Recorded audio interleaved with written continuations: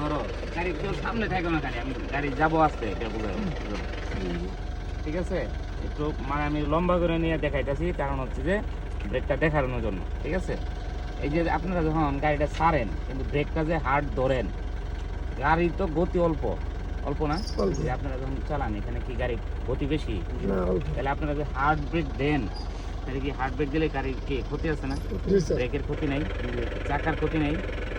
হ্যাঁ, তাহলে hard break ধরেন চাকা ক্ষয়ে যায়, তারপরে কি ব্রেক ক্ষতি হয়। তাহলে কি করবো আমরা? হার্ড ব্রেক কখন ধরা হয়? হার্ড ব্রেক ধরা হয় যখন আচমকা কোনো জায়গায় ব্রেক করতে হবে, যে একেবারে ঝুঁকিপূর্ণ ব্রেক, মানে এটা রাস্তাটা ঝুঁকিপূর্ণ, অথবা আচমকা কোনো গাড়ির সামনে কোনো কিছু আসছে, তখনই তো আমরা হার্ড ব্রেক করি। তাছাড়া হার্ড ব্রেক তোমার প্রয়োজন নেই। কিন্তু আপনারা এই যে আস্তে চালাইতেছেন, এইখানে কী করতেছেন? হার্ড ব্রেক ধরতেছেন। কীভাবে দেন দেখেন, আমি আপনাদের ব্রেকগুলো আমি দেখাবো। দরজা সাইড দিয়ে দাঁড়ান, এই যে গাড়ি তো চললো,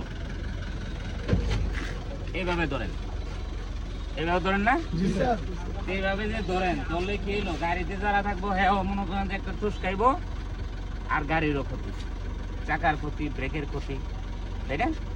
তাহলে আমরা যখন গাড়ি চালাবো, যেহেতু আসতে, তাহলে আসতে যখন আমরা যাবো, তাহলে আগে প্রথম ক্লাস ধরে আসতে ব্রেক, এই ঠিক।